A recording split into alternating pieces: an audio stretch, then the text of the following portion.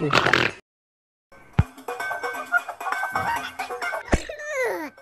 Oy oy oy oy oy.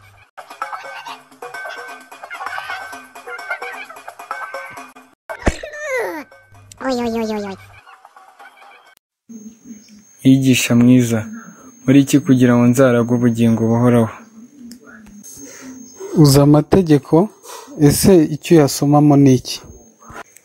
Kundisha Uwiteka umutima wawe wose, imbaraga zawe zose n'ubwenge bwawe bwose, kandi ukunde mugenzi wawe nk'uko wikunda. Genda ugenze utyo uzaragwa ubugingo buhoraho. None se mwigisha, mugenzi wanjye ni nde? Tega amatwi uyu mugani uraza gusobanukirwa. Habayeho umuntu wavaga i Yeriko ajya i Yerusalemu, nuko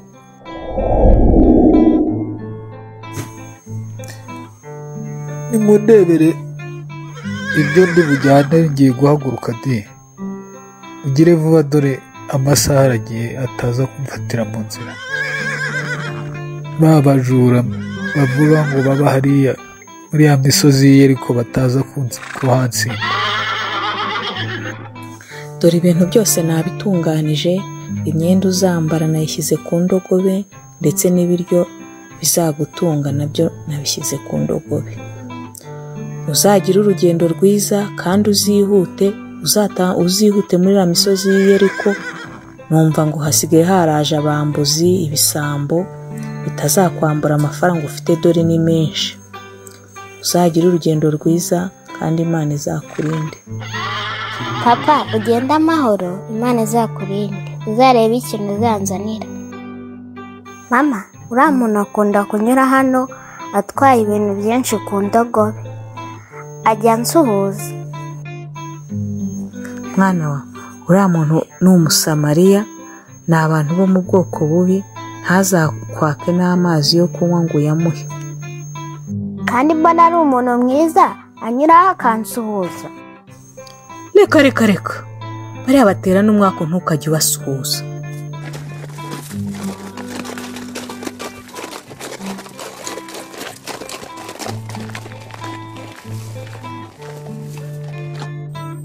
Mvasha, dore ahantu amasaha ageze, nta muntu uheruka guca muri aka kayira.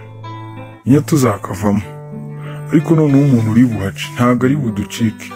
Turamusahura, utwo afite twose turatumumaraho. Abantu bose bamaze iminsi banyura nta kintu baba bafite, barabigendera gusa. Ba bacuruzi bajyaga banyura bahetse ibintu bafite n'ibifaranga, dore ntabaheruka kunyura. Ariko umuntu uri bunyuraho rwose turamwambura n'imyenda nawe turayigurisha. Dore baraba nta kintu duheruka kumubera, isa naho ntawaza kumucika. Umuntu unyura aha ndamusigamo imvune pe. Inzara mfite ndamusukura, nta kintu ndi bumusigire. Ngiye muze kumundekera, ndamuvuna ingingo zose. Ariko se sha, ntangiye guhiga imihigo nta n'umuntu uranyura, siko nta kigenda cyane.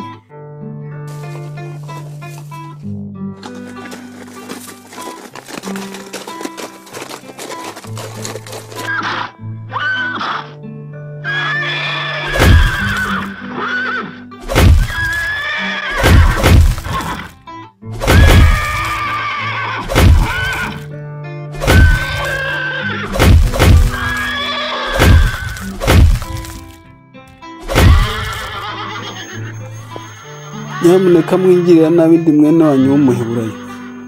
Nyamuneka muranyisha. Ayiwe! Zana ayo mafaranga cyangwa tukwice. Zana amafaranga hano tubanze tuyabare. Zimuhanze tumayazane tubanze tuyagabane. Datwara menshi cyangwa ukayatwara wenyine.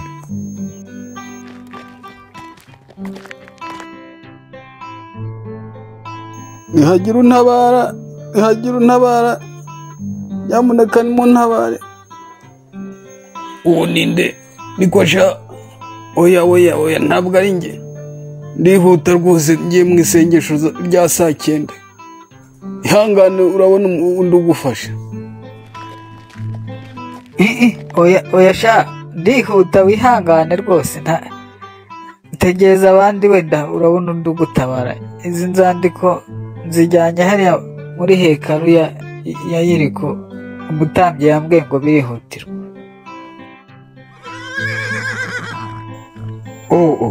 niko sha, aba ni bande bakugize gutya? Ni bande bakugize gutya koko? Bakononye ni ukuri. Reka nze nkomoze amavuta hanyuma ndebe ko nihuta nkugeze ku ivuriro. Umura rwose ntacyo kibaye. Ihangane birababaza ariko nta kundi. Umusamariya atinyutse ate kwinjira hano? Niko uyu nawe arahabwa icumbi hano se? Reka oya reka ndebe nyir'icumbi mubaze iby'uyu muntu niba nawe amuha icumbi ari umusamariya. Nibyo njye nakira buri wese hano, ntabwo ndobanura. Icyo mfa ni amafaranga, ngomba gufasha abantu bose. Ahubwo ndabona afite n'umurwayi, reka turebe uburyo tumufasha. Naho ibyo uvuga ngo abasamariya ni iki ariko mwabaye mute? Twese ntabwo turi abana b'Aburahamu. Zana amazi tuvure uno muntu tumufashe. Ndabona ari umuheburayo wagize ikibazo. Barabura kushima uyu musamariya umuzanye akaba yamufashije, ahubwo baravuga ngo twe kumuha n'icumbi. Zana ibikoresho tumurwaneho. Mwakire n'aya mafaranga mumuvure, mumucumbikire, mumuhe ibyo kurya, n'andi nihagira arengaho nzayishyura ngarutse. Ubwo urumva muri abo ninde wabaye mugenzi we? Ndumva ari uwamugiriye neza. Genda nawe ugenze utyo uzabona ubugingo buhoraho.